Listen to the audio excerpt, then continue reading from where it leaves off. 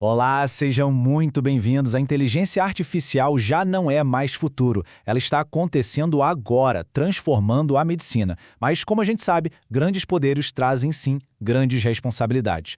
Nesta nossa análise, vamos mergulhar fundo nos desafios éticos e práticos que todo profissional de saúde no Brasil precisa dominar e precisa dominar para ontem. Para começar, vamos direto para a trincheira, direto para o plantão. Imaginem só essa cena. Pronto-socorro lotado, um paciente de 65 anos, dor torácica daquelas bem atípicas. Uma nova ferramenta de IA recém-instalada no hospital crava com 92% de certeza embolia pulmonar. Só que o paciente evolui mal e morre, de infarto agudo do miocárdio. E aí vem a pergunta que vale ouro. De quem é a responsabilidade? Do médico que estava na linha de frente? Do hospital que comprou e validou a tecnologia? Ou da empresa que desenvolveu o algoritmo? Essa não é uma questão teórica, pessoal, é uma questão prática, que define o nosso papel como médicos na era digital. Para a gente conseguir navegar nessa complexidade toda, eu preparei um mapa, um roteiro para a gente construir o raciocínio junto, passo a passo. Vamos começar dos conceitos básicos e chegar até uma ferramenta prática para usar já no próximo plantão. E o primeiro passo é esse. Vamos alinhar a nossa linguagem. Para a gente discutir o futuro da medicina, a gente precisa concordar sobre o que as palavras significam hoje. Vamos lá, o que é inteligência artificial? De forma bem direta, não é mágica, é ciência da computação. O superpoder da IA é a sua capacidade de processar um volume de dados que nós humanos simplesmente não conseguiríamos. Pensem nela como uma ferramenta de amplificação da nossa própria capacidade cognitiva. E aqui atenção, porque essa é talvez a distinção mais importante de toda a nossa conversa. A realidade hoje na medicina é o que está à esquerda. A IA como apoio à decisão. Ela é um copiloto, ela sugere, ela alerta. Mas a decisão final é do médico, o julgamento clínico é soberano. A automação total, à direita, onde a máquina decide e executa sozinha, isso é um cenário distante e cheio de riscos que a gente ainda nem sabe como resolver. O nosso foco é aqui, no apoio à decisão. E no centro de tudo isso, claro, estão os dados. A nossa Lei Geral de Proteção de Dados, a LGPD, é muito clara. Dados de saúde não são dados comuns, são dados pessoais sensíveis. E o que isso significa na prática? Que eles exigem o nível mais alto de proteção possível. O manuseio incorreto disso tem consequências seríssimas. Bom, com esses conceitos alinhados, agora a gente pode subir um degrau e falar de bioética. Os princípios são os mesmos que a gente já conhece, mas a forma como a gente aplica esses princípios a essas novas ferramentas, isso precisa de uma atualização urgente. Vamos revisitar os 4 pilares. Beneficência agora significa garantir que a IA tem um benefício real, validado, e não seja só um brinquedo novo. Na não maleficência, o nosso desafio é proteger os pacientes de novos danos, como um algoritmo que foi treinado com dados de outra população e acaba prejudicando a nossa. Autonomia é transparência. O paciente tem o direito de saber. E justiça? A justiça exige que essa tecnologia incrível ajude a diminuir as desigualdades em saúde e não o contrário. Certo. Agora que a gente já tem a base teórica, vamos para o mundo real. Vamos falar sobre os riscos que tiram o sono de quem trabalha com isso.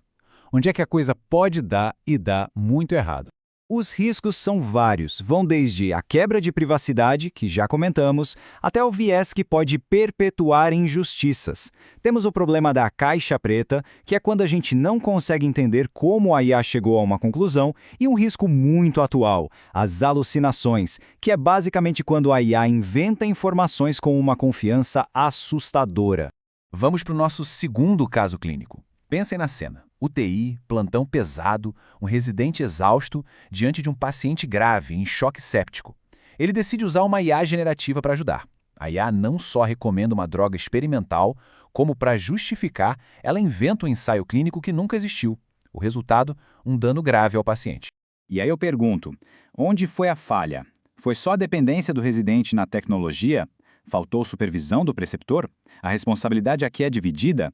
Esse cenário é assustador porque ele é muito plausível e ele escancara a nossa necessidade de sempre validar qualquer informação que venha de uma IA antes de aplicá-la ao cuidado de alguém. Diante desses riscos todos, a gente precisa de regras claras. A gente precisa de governança. Vamos ver agora como o Brasil está começando a estruturar a responsabilidade nesse novo cenário. A LGPD, nossa Lei de Proteção de Dados, define 3 atores principais. O controlador, que geralmente é o hospital, é quem decide o porquê e como os dados serão usados. O operador, que pode ser a empresa de software, é quem processa os dados seguindo as ordens do controlador. E o encarregado, ou DPO, é a pessoa que faz a ponte, garantindo que tudo esteja nos conformes. A responsabilidade, então, se apoia num tripé. De um lado, a empresa que fornece a ferramenta. Do outro, o hospital que a implementa. Mas a ponta final, a responsabilidade pelo ato médico, pela decisão na beira do leito, essa continua sendo do médico. E a nossa melhor defesa hoje e sempre é um prontuário impecável que documente com clareza todo o nosso raciocínio clínico. E olhem só essa linha do tempo. Ela mostra que não estamos partindo do zero. Existe todo um arcabouço legal sendo construído há anos no Brasil, desde o Marco Civil da Internet, passando pela LGPD e pela Lei da Telesaúde, até chegarmos agora na discussão de um marco específico para a IA, que já identifica, corretamente, a saúde como uma área de alto risco. Muito bem. Vimos a teoria, os riscos, a governança, mas em a prática, como a gente traduz tudo isso em uma atitude segura no meio da correria do plantão? A resposta está num framework prático, num checklist. Eu chamo de checklist de 6 passos para uso ético da IA. São 6 perguntas simples, mas poderosas, que devem ser feitas antes de se basear numa sugestão da IA. Passo 1, propósito. Passo 2, confiabilidade. Passo 3, dados. Passo 4, talvez o mais importante, explicabilidade. Isso faz sentido clínico para mim. Passo 5, paciente. E passo 6, documentação. Cada passo é uma camada de segurança.